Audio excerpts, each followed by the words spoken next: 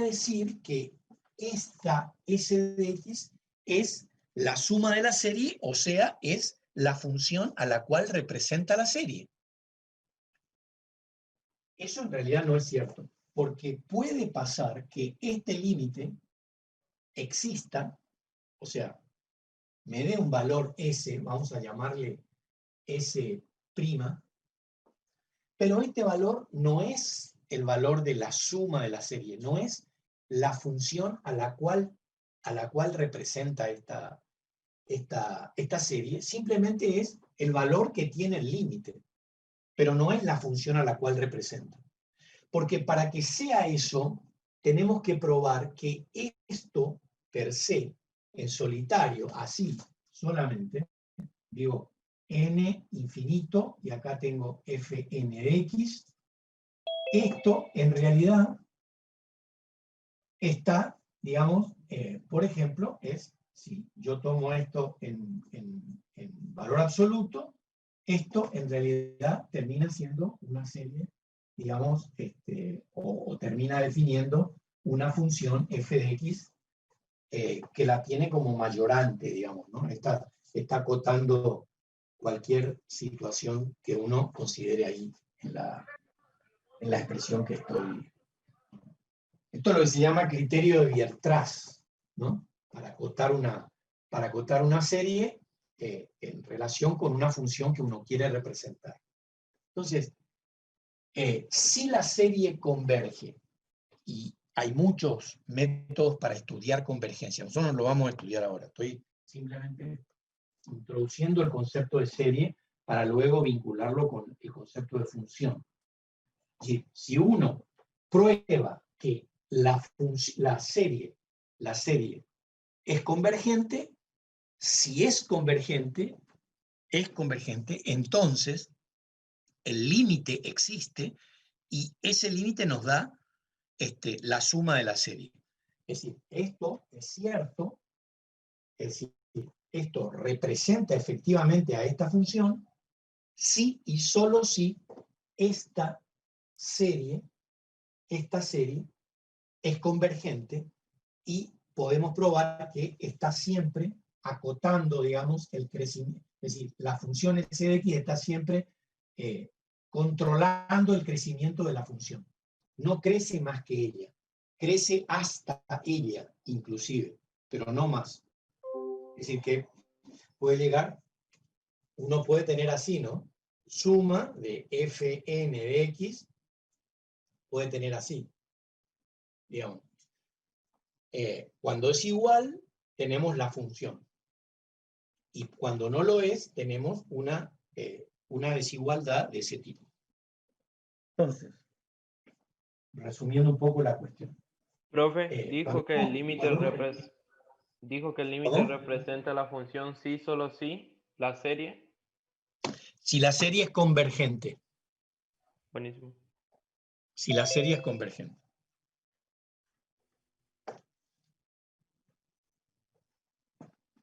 Hay que acordarse de algunos resultados de análisis 1. Uno siempre puede encontrar muchas formas, repito, muchas formas de representación de una función utilizando el concepto de límite.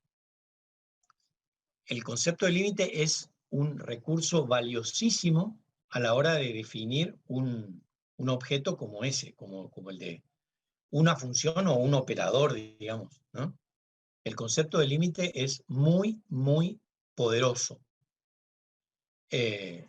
Siempre cuando uno quiera definir algo en términos de parámetros que cambien, uno lo que va a decir es que va a tomar, digamos, límite respecto a esos parámetros y entonces, como resultado de ese procedimiento, va a aparecer la función a la cual tiende esa representación previa, ¿no?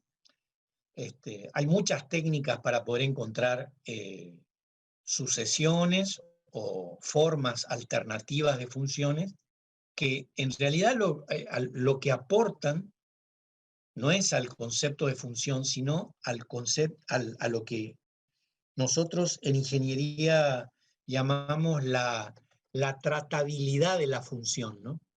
¿Cómo hacemos para que una función a veces muy compleja, cuando uno estudia problemas de elasticidad o de estructuras, vibraciones en estructuras, etcétera, llega a expresiones extremadamente complejas? Es decir, complejas en el sentido de que tienen funciones de todo tipo, trigonométricas, trascendentes, algebraicas, a veces están todas mezcladas. Bueno, eso es muy difícil de graficar, digamos. Si uno tiene una solución, digamos, de la forma, no sé, logaritmo de x cuadrado más la raíz de y menos 1, y esto todo elevado al cuadrado y esto la raíz cuadrada de todo eso. Bueno, los quiero matar directamente. Los quiero destruir si pongo una cosa así. Pero muchas veces en la solución de problemas yo hablo de lo que conozco, problemas de elasticidad, básicamente elasticidad y torsión, aparecen cosas rarísimas como estas, que no podemos tratarlas tal como están. Tenemos que intentar aproximarlas para poder estudiarlas mejor. Entonces ahí es donde viene a nuestro auxilio estas herramientas de las que estoy hablando. Fundamentalmente el concepto de paso al límite, de cosas que uno puede elegir, tal que si existe ese límite y los espacios funcionales a los cuales pertenecen tanto la función que aproxima como su límite, entonces puedo decir que tal representación, cuando cierto número de parámetros tiende a infinito o tiende a un valor determinado, representa la función que antes era complicadísima y que ahora puedo expresarla, por ejemplo, en términos de una sucesión o de una serie, ¿no? Entonces ahí la cuestión radica en trabajar, digamos, representaciones alternativas a las que ya uno conoce. Bien, entonces, el concepto de serie, por ejemplo, nos ayuda a hacer esto.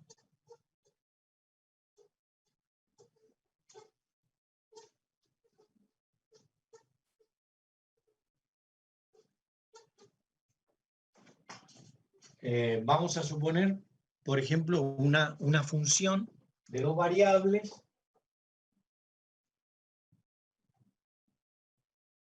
que se represente así. Esto es j hasta n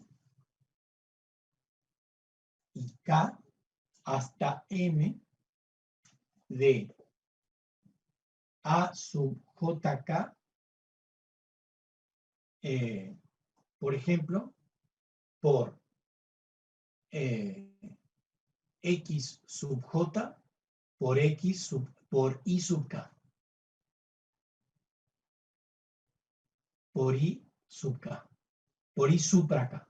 Así, ¿no? Esta puede ser una representación posible, ¿no? Este es un polinomio de dos variables. Polinomio bivariado, ¿no? ¿Cómo será? Bueno, por ejemplo, A1, 1, ¿no? Digo J1, K1. Entonces tengo X, si J vale 1 y K vale 1, esto será X por I, más A sub 1, 2. Entonces será X a la 1 y al cuadrado, más, y así vamos, ¿no? Es decir, 1, 3.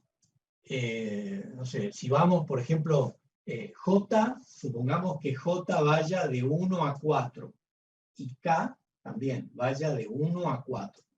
¿Cómo sería el polinomio que se forma ahí, representando a la función? Bueno, uno va a darle valores y va a tener un polinomio así, ¿no? Por ejemplo, supongamos después de mucho cálculo, uno puede tener, por ejemplo, supongamos A4, 4. El A4, 4, ¿cómo será? X a la cuarta por Y a la cuarta. Tenemos un polinomio, ¿no? Un polinomio de grado 4 en dos variables, X e Y, ¿no? Tenemos una función de dos variables polinómica de X e Y. Sí, esta sería una forma de representación, ¿no? También podríamos representar así, que también es muy común, digamos, en ingeniería representar así. J hasta N y K hasta M de A sub JK de, por ejemplo, coseno de J pi L1X por el coseno de K pi L2I, por ejemplo, ¿no? Entonces, este es un polinomio trigonométrico, pero es, digamos, es como si yo dijera X es igual a coseno de todo esto, Y es igual al coseno de eso, ¿no? Le doy valores a J, L1 tengo que conocer, L2 también, es un dato del problema, y después tengo que darle valores para obtener, por ejemplo, supongamos que sea un polinomio, quiero construir las 4 primeras aproximaciones de una función aproximada por un polinomio trigonométrico de esta manera, ¿no? Supongamos que J va de 1 a 4, K va de 1 a 4. Entonces, los A sub JK van a ser datos del problema, después vamos a ver que en realidad los A sub JK se pueden calcular, pero de momento, en realidad vamos a suponer que son datos, y uno puede tener esta expresión como una de las formas de aproximación, ¿no? Podríamos poner no solamente coseno, podríamos poner tal vez coseno hiperbólico, seno y coseno, seno, seno. Podríamos poner a lo mejor una coseno cuadrado por coseno cuadrado. Es decir, bueno, ahí hay infinitas maneras. Yo podría poner así, coseno cuadrado de J pi L1X, coseno cuadrado de K pi L2Y. Esa es otra forma de representación de la función, digamos, ¿no? De la función que nosotros acá la escribimos como f de x, pero en realidad sabemos cuál es. ¿Sí? Supongamos que sea alguna de las que le dio Julio o Gustavo, entonces eso que está ahí, digamos, por ejemplo, supongamos, no sé, logaritmo, recién decíamos, logaritmo de 1 menos x cuadrado menos y cuadrado. Se representa así. Yo digo, el logaritmo se representa así. Para mí, esa es la aproximación. Bueno, entonces, tendré que, por un lado, graficar esto, que es la función exacta, digamos, y luego ver, por ejemplo, ¿con cuánto me aproximo si tomo 4 puntos? Si tomo 7 puntos, si tomo 10, 11, 12, 500 puntos. ¿Cuál es la calidad de la aproximación, por ejemplo, a la función original con esta representación? Por eso, uno podría tratar con otras representaciones más simples. Por supuesto, siempre uno puede tratar con representaciones más simples, pero lo importante es que uno va a tener de una parte la estructura real, digamos, a la izquierda va a tener la forma exacta de la función que uno conoce, que puede graficar, digamos, o puede aproximar y después tiene del otro lado la forma de representación de esa función, ¿no? La forma de representación. Entonces, lo que hay que hacer después es ver, digamos, cuál es la calidad de la aproximación. En general, estos son polinomios trigonométricos que ajustan muy bien dentro de cierto intervalo a casi todo tipo de funciones, ¿no? Por ejemplo, esta que acabo de poner, o no sé, la que de pronto podemos aproximar así, ¿no? Por polinomios, algebraicos, polinomios trigonométricos, podríamos escribir funciones también aproximadas por exponenciales o por distintas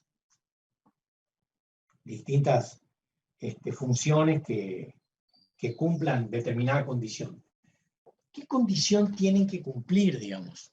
Bueno, en realidad, fíjense que si yo represento una función, y aquí vuelvo a apelar a su imaginación, digamos, porque esto no lo podemos graficar, pero sí lo podemos discutir, y creo que sería bueno que por ahí podamos intercambiar alguna palabra.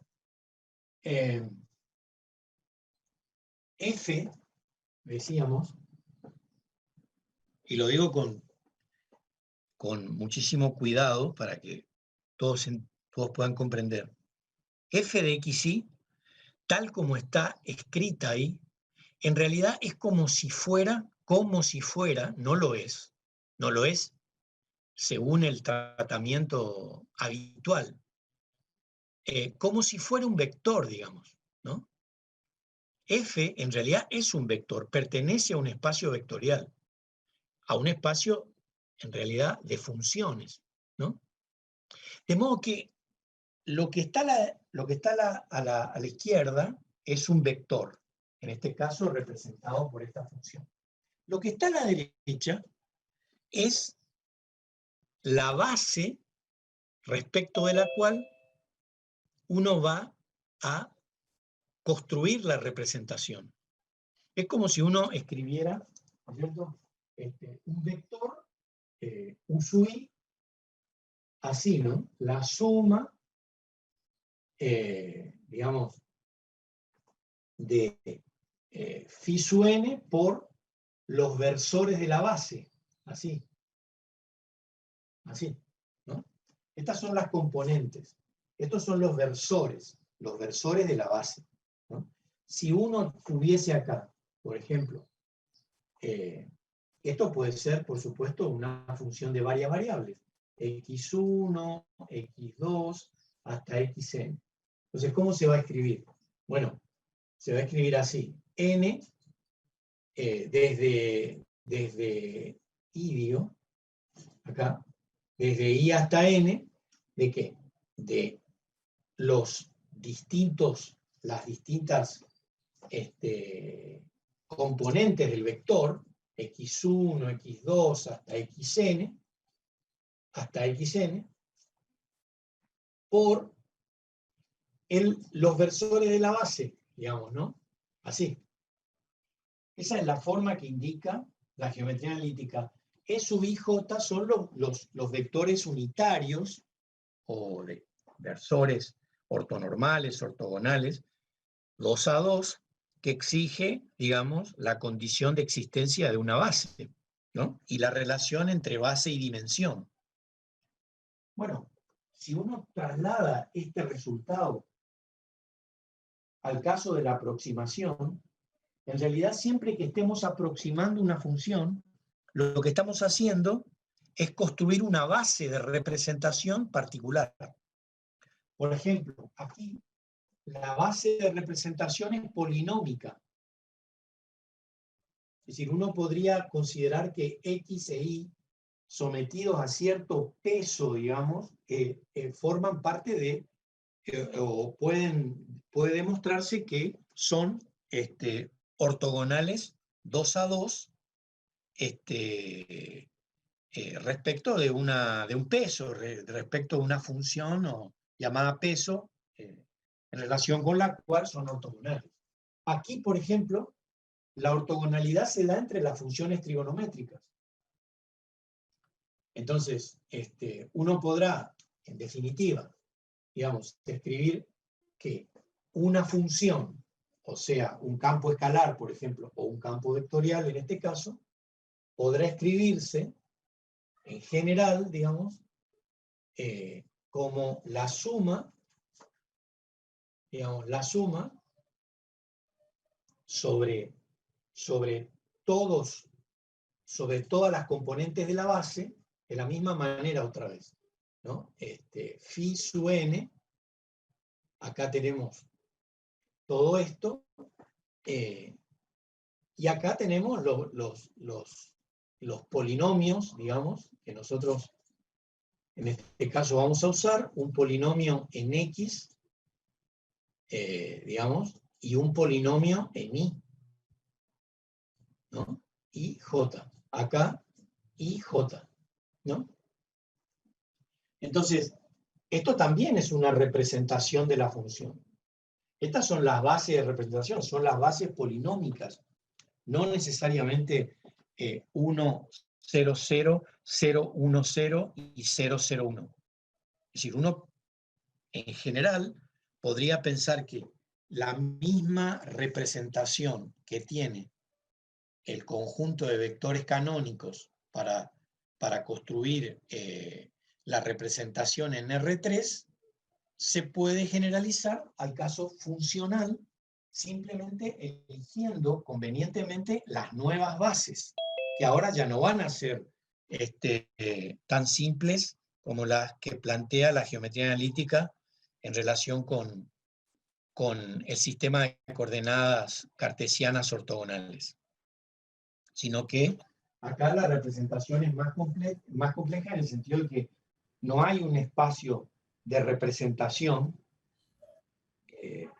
más que el del conjunto de puntos. Y eventualmente en R2 podríamos ver efectivamente cómo estarían puestas las bases, digamos. Pero si uno comienza a generalizar, en realidad ya en R3 no podemos. Así que en R2 podríamos ver.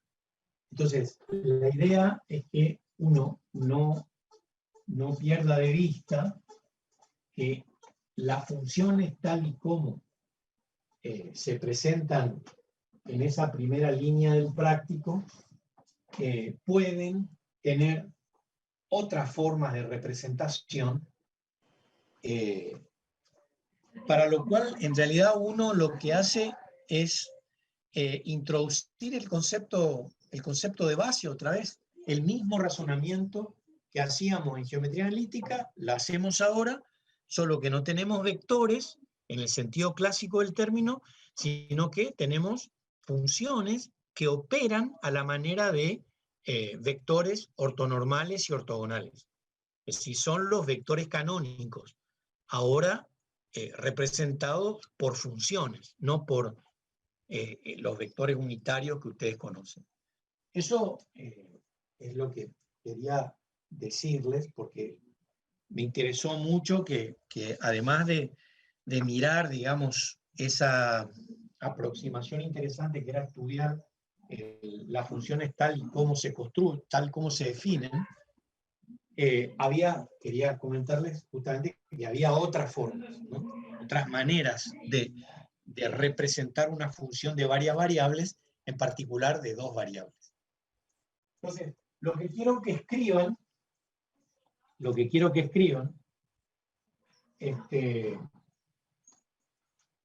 es estos dos polinomios. Quiero que calculen cuando J va de 1 a 4, cuando K va de 1 a 4.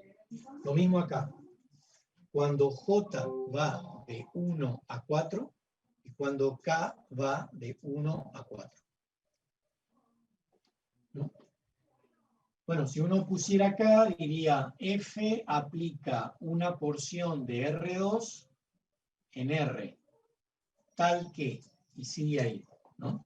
Después, esta otra F, vamos a llamarle a esta F1 y a esta F2, es una aplicación de una porción de R2 en R, tal que, y ahí aparece la función definida así.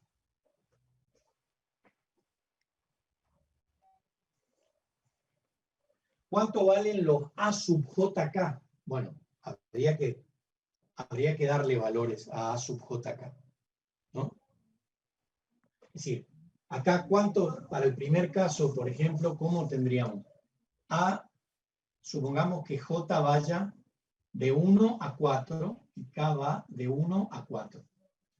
Entonces tengo 1, 1, 1, 2, 1, 3, 1, 4. Después tengo 2, 1, 2, 2, 2, 3, 2, 4. Después tengo 3, 1, 3, 2, 3, 4. Después tengo A, 4, 1, 4, 2, 4, 3, 4, 4. Profe, creo que se salteó el 3-3. Sí, me salté el 3-3. Muchas gracias, muchas gracias. Ya no está haciendo efecto el remedio. Bueno, estos son los coeficientes, ¿no?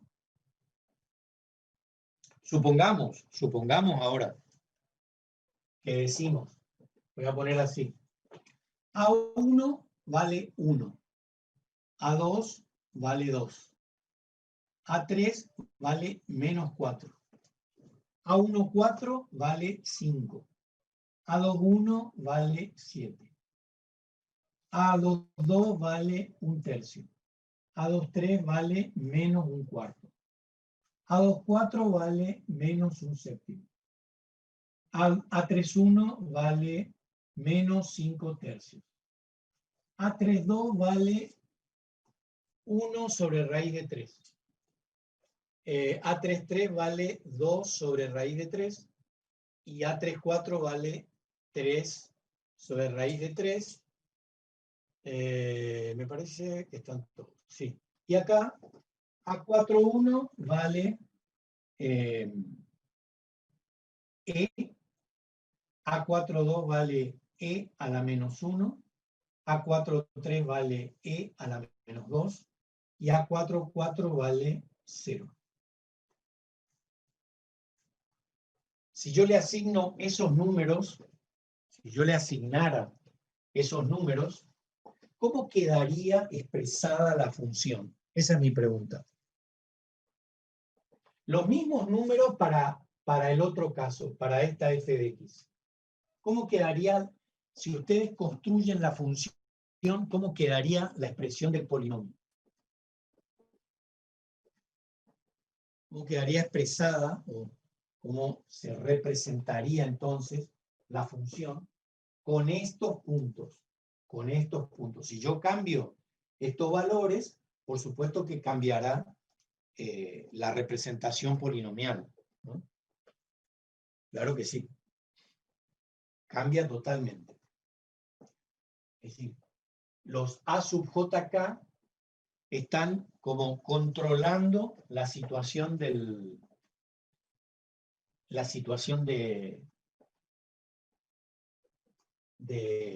función, ¿no? De la estabilidad de la función. Bueno, entonces ahora saben que una pregunta siempre, o un ejercicio en la teoría, en los exámenes finales de la teoría, es el análisis de un tipo de función como esta. Es decir, estudiar, por ejemplo, la continuidad en 0, 0 de f de x. Por ejemplo, ¿cómo sería estudiar la continuidad? Bueno, la primera cuestión es que uno... Ya está esto, ¿no? ¿Puedo borrar? Sí, profe. ¿Pudieron copiar los números?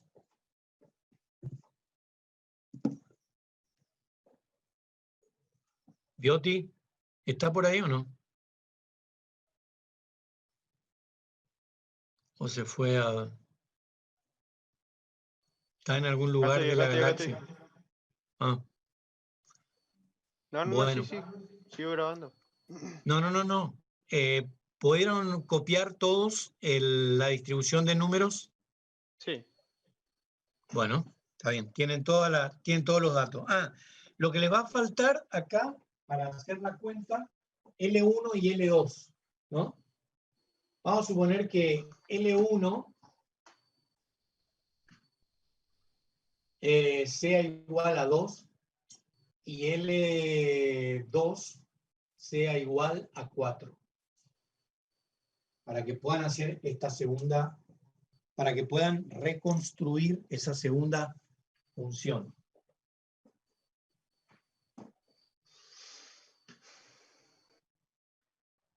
Bueno.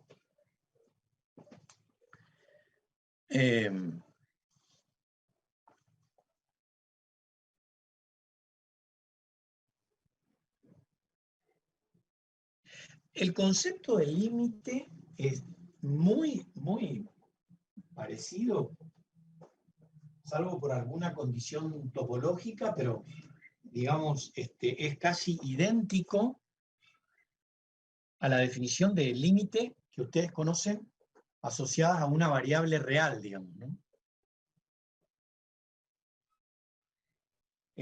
Ustedes saben la diferencia entre, a ver, límite aritmético, límite funcional y límite topológico. 3 definiciones que no son equivalentes estrictamente, ¿no? Yo les decía que la matemática se construye, diríamos, desde lo profundo, definido como lo topológico, donde lo que existe es solamente el concepto de distancia, y a partir de ahí, a partir de lo topológico, que sería lo microscópico, se genera lo mesoscópico, eso que está en un nivel que todavía no se distingue bien desde nuestra posición. Lo mesoscópico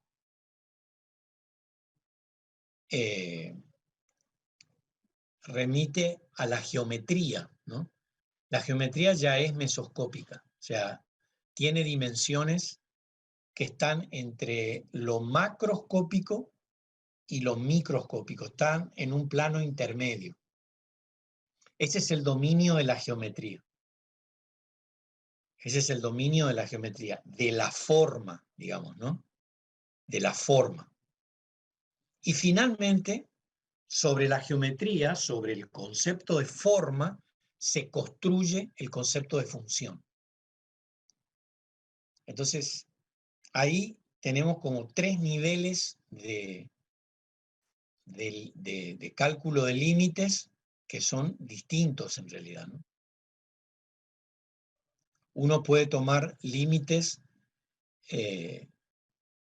considerando, por ejemplo, discos o bolas abiertas o cerradas, es decir, límites cuando digamos, X, que pertenece a toda bola abierta, tiende a X0, que pertenece también a una bola abierta que contiene X0. Entonces, en ese caso estamos ante un límite topológico. Estamos hablando de que lo que estamos haciendo es corriendo el concepto de distancia del punto, digamos, de X, de cualquier punto, a X0, Y si nos movemos, digamos, es decir, si nos moviéramos así, ¿no? Acá tenemos X, entonces, el próximo X, acá, el próximo X, así, digamos, y finalmente aquí tengo X0, ¿no? Es decir que si yo tiendo de X a X0 por bolas abiertas, estoy cumpliendo la característica, es decir, lo que estoy diciendo es que, digamos, entre X y X1, es decir, todo lo que va de X a X1 es en realidad una bola de radio R y donde está el punto X. Luego otra bola de radio R donde está el punto X1 y así sucesivamente. La unión de todas esas bolas, digamos, de radio R y XY, digamos, si uno toma el límite para la unión de bolas de R, XY, de F de X, esto en realidad debiera darnos F en X0, ¿no? Que es el valor del límite. Pero en este caso, digamos, esto tiende a la bola que está en X, en R, en XR, X0, ¿no? Digamos, si esa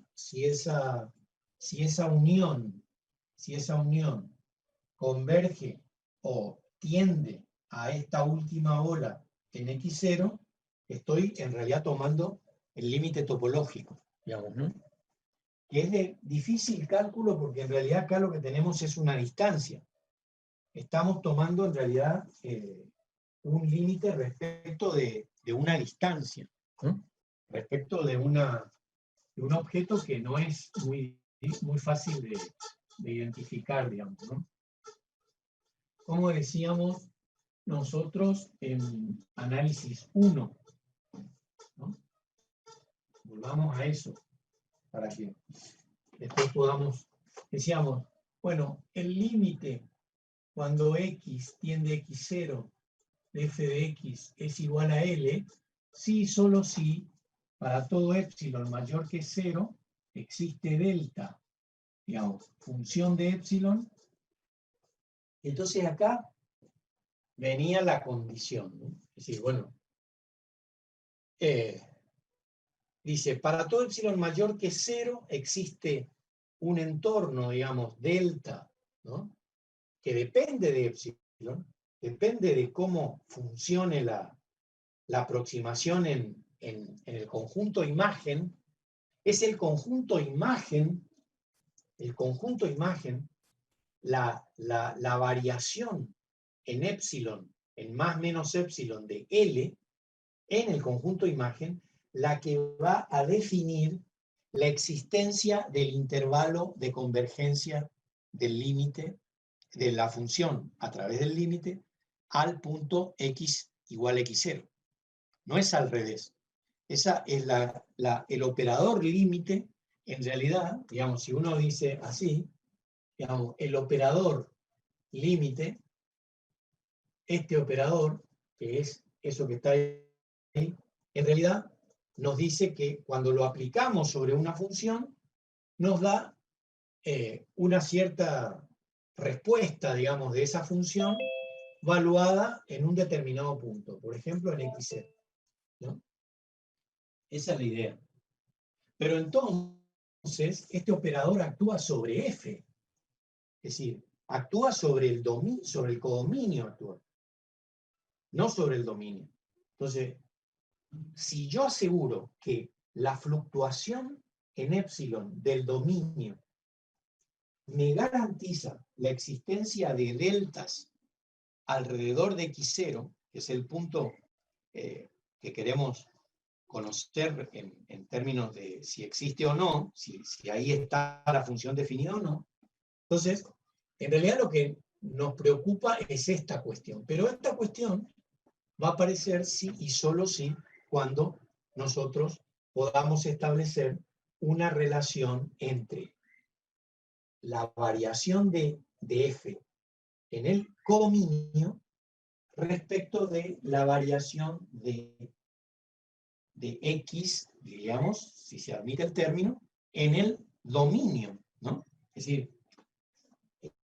decir que aquí yo tengo así, esto es L menos epsilon, L más epsilon, L más epsilon. En realidad, esta variación es la que va a garantizar que yo tenga aquí esta variación, ¿no? Esta variación. Es decir, yo juego con esto, es decir, el límite hace una serie, hace como una especie de acordeón acá, y cuando yo cambio esto, esto también tiene que cambiar de manera monótona, continua. Si cuando yo cambio esto cambia de manera continua, existe el límite. Existe el límite. Si cuando yo Profesor. cambio aquí no tengo la misma respuesta, tengo un problema. Por ejemplo, puede existir solo a la derecha o solo a la izquierda, pero no en el punto, porque puedo probar que la relación entre epsilon y delta no es, digamos, no es exacta, digamos, sino que no es diunívoca, sino que en ese caso es una relación nada más. Yo puedo establecer una relación, pero no es una función. Podría convertirse en función si yo restrinjo el intervalo y entonces admito que hay una discontinuidad. Restrinjo el intervalo, transformo en función la relación epsilon delta y entonces admito que tengo que sacar del conjunto dominio aquellos puntos en donde la relación epsilon delta no existe. Digamos, la idea del límite es una idea muy interesante porque siempre actúa de la misma forma. Del tipo que fuere, siempre es la misma cuestión. Yo puedo poner 3 dimensiones, n dimensiones, 200 dimensiones. Pero siempre estoy haciendo lo mismo, exactamente lo mismo. Estoy viendo si cuando yo me muevo con total arbitrariedad sobre el codominio, la relación entre las aproximaciones a L generan una función que vincula estas variaciones con la posibilidad de aproximarme tanto como quiera a x0 a través de deltas. O sea, delta será función de epsilon, ¿no? Delta será función de epsilon. Y entonces esto lo que dice es que si yo logro construir esta relación, y esta relación es una función, entonces tengo garantizada la existencia del límite. ¿Hasta aquí hay alguna pregunta o no? Profesor. Profe, ¿cómo ubicó ahí en donde hizo el grafiquito del límite? No llego a ver y no sé bien cómo ubicó. Esto. Le borro todo.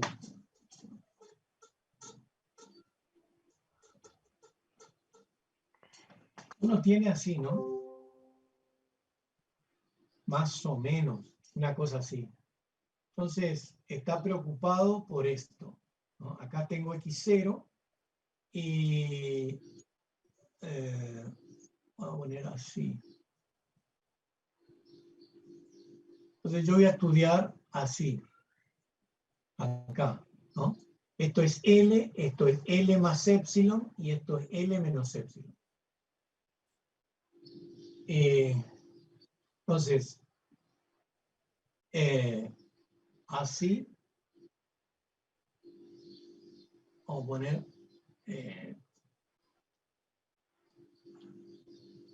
no, perdón, hice mal.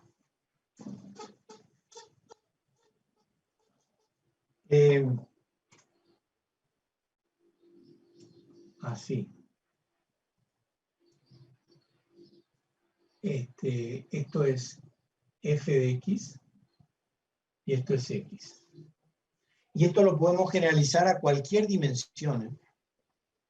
Entonces, tengo una función así. Esto es L. Vamos a suponer que yo quiera estudiar así, aquí. Entonces, esto es F. Supongamos que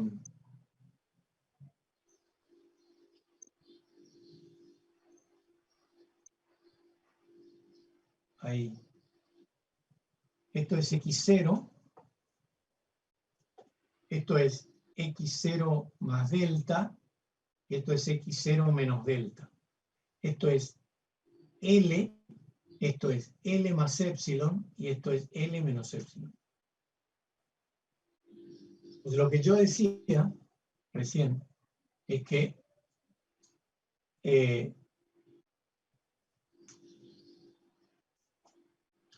yo lo que tengo que construir es una relación entre,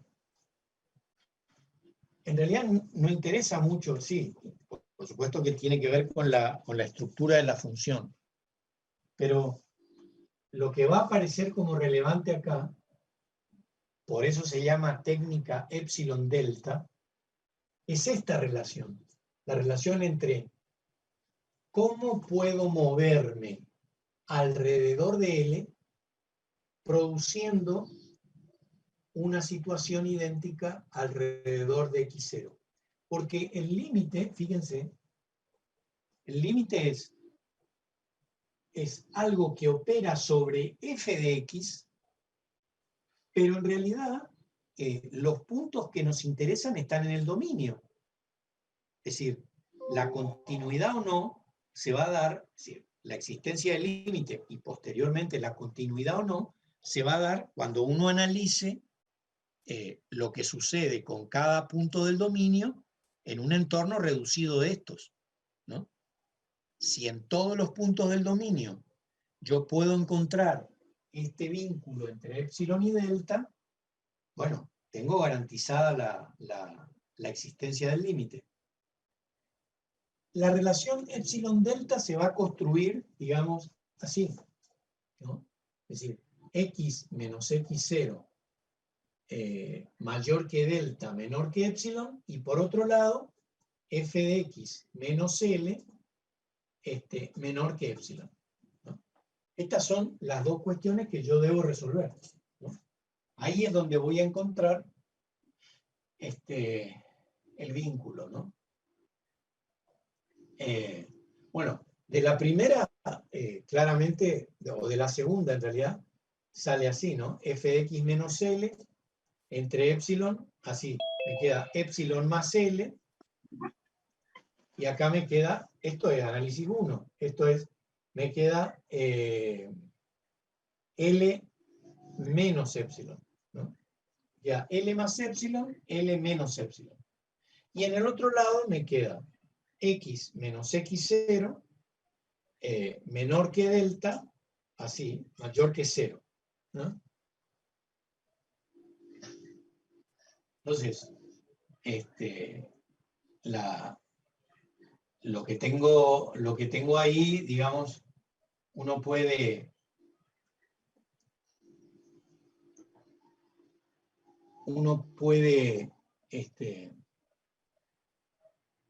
reescribir esto. Puede, por ejemplo, bueno, hay que darle forma a f de x, ¿no? Hay que darle forma a f de x. La forma más simple, acá sí, si no le damos forma a f de x, no vamos a poder resolver el problema. Porque en realidad acá, ¿cómo es? En realidad yo tengo que resolver, yo digo así, x está entre delta más x0 y delta menos x0. Y x0 menos delta, mejor dicho, perdón. Y x0 menos delta. Así, x0 menos delta. y x0 más delta. Bueno, así funciona esto. En esta oscilación permanente, digamos, ¿no? Entonces, esto en realidad yo debiera poder sustituir acá. De modo tal que cuando yo tengo acá una expresión de f de x que no sé cuál es, o sea que la expresión que me queda es f de x, la otra es e más l, y acá es l menos e. Ese es el sistema que hay que resolver para encontrar la relación entre epsilon y delta, que además no puede depender de x0. En el proceso tiene que anularse x0 y la relación tiene que ser exclusivamente de delta, así, tiene que ser de delta en función de epsilon. Si por alguna razón esto depende de x0, significa que no existe límite. Porque quiere decir que si yo cambio x0 y lo llamo xp, el límite cambia. Y entonces no tengo límite en realidad. Pierdo la unicidad del límite. Quiero decir que el límite es único, ¿no? Bueno, primero existe, porque en realidad es una función, que uno tiene una función, y además existe y por supuesto es único. Si la relación x0, la relación delta epsilon, depende además de x0, es decir, depende del punto respecto del cual se está tomando el límite, si esto sucede, no existe el límite. No existe el límite. Pero no solamente acá, en cualquier situación. No existe el límite. Uno podría aproximar el límite, por ejemplo, por parábolas, por hipérbolas. Podría aproximarlas por, no sé, por seno cuadrado de x y obtendría distintos límites, porque quiere decir que depende del particular punto que nosotros elijamos. Entonces, no hay unicidad. Eso no puede pasar. Entonces, el modo de resolver correctamente el problema epsilon delta es que cuando una manera de autocorregirnos es que cuando encontremos esta relación, esto en realidad no puede depender de ninguna otra cantidad más que de la relación numérica, digamos, entre delta y epsilon. Si depende de alguien más, no hay límite. O por lo menos podemos discutir fuertemente la existencia del límite, ¿no? Podría existir límite a la derecha, límite a la izquierda, pero quiere decir que hay alguna cuestión que está perturbando el modo en que nosotros expresamos el límite. Así que con esta introducción, que ustedes conocen perfectamente bien, yo no voy a detenerme aquí, digamos, uno va a poder aplicar esto mismo al caso de una función de varias variables. ¿Sí? Yo les dejé Profe, ahí una un pregunta. material. ¿Cómo? ¿Por qué ¿Cómo? en el dominio es un entorno reducido? Por eso, no puede estar x0, justamente. Por eso, está excluido x0. Por eso decía, si cuando uno hace la cuenta, por alguna razón, o a lo mejor es un error de procedimiento, digamos, un error en el pasaje de término, la consideración que uno haga ahí, aparece otro parámetro que no sea epsilon, claro que es un entorno reducido, por supuesto que existe una discontinuidad o directamente en realidad no existe el límite, ¿no? Es decir, aquí hay que discutir también lo que entendemos por tendencia al límite, ¿no?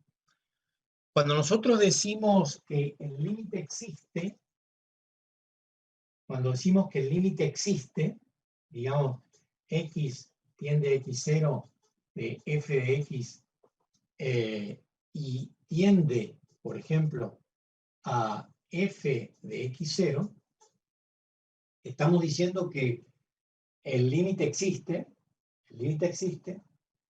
y, o sea, existe el límite, así, y tiende, digamos, a f de x0. A veces esto podemos ponerlo así también. Así. Así. ¿Sí?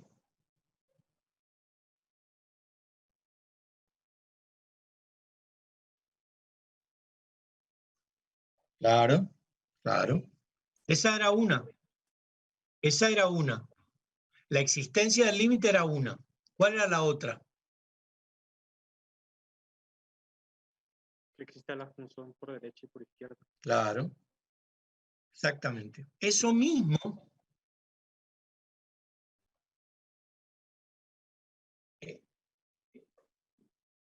¿Cómo dice?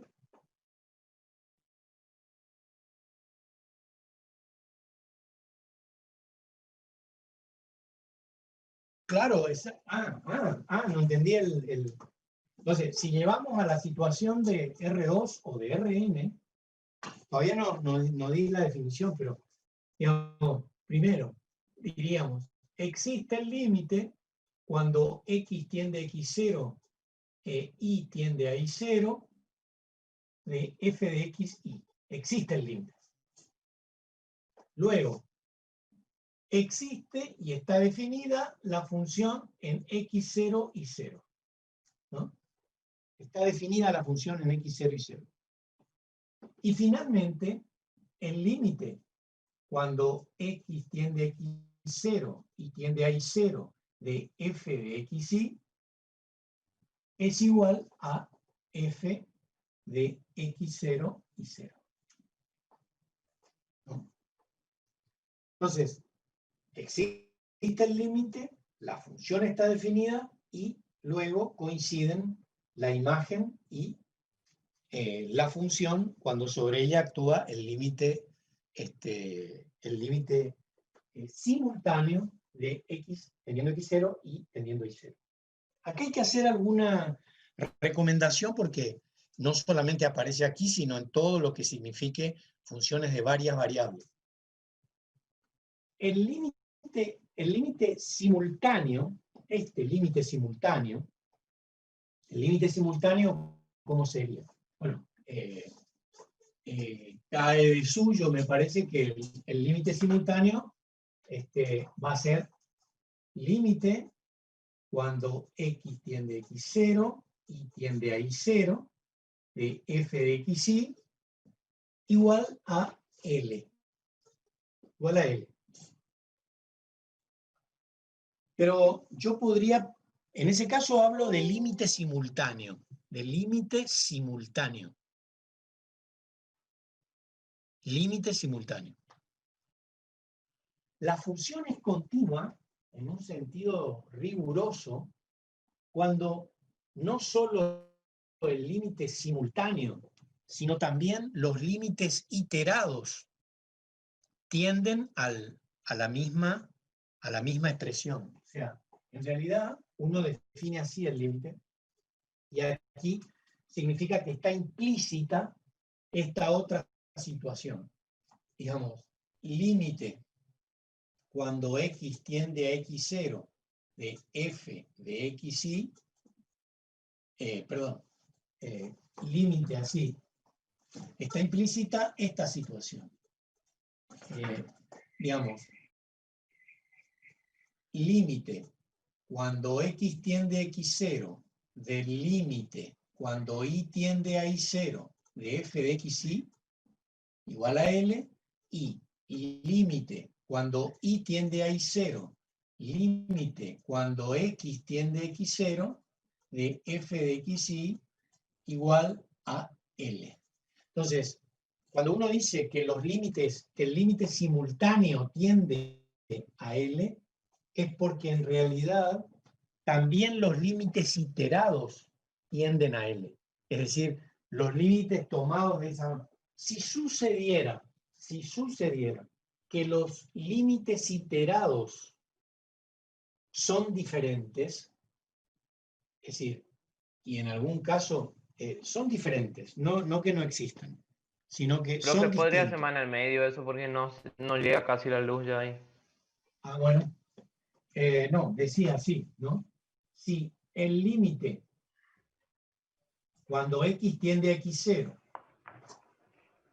del límite, cuando y tiende a y0, de f de xy, es igual a L, y también que el límite, cuando y tiende a y0, límite, cuando x tiende a x0, de f de xy, es igual a L. Si esto es cierto,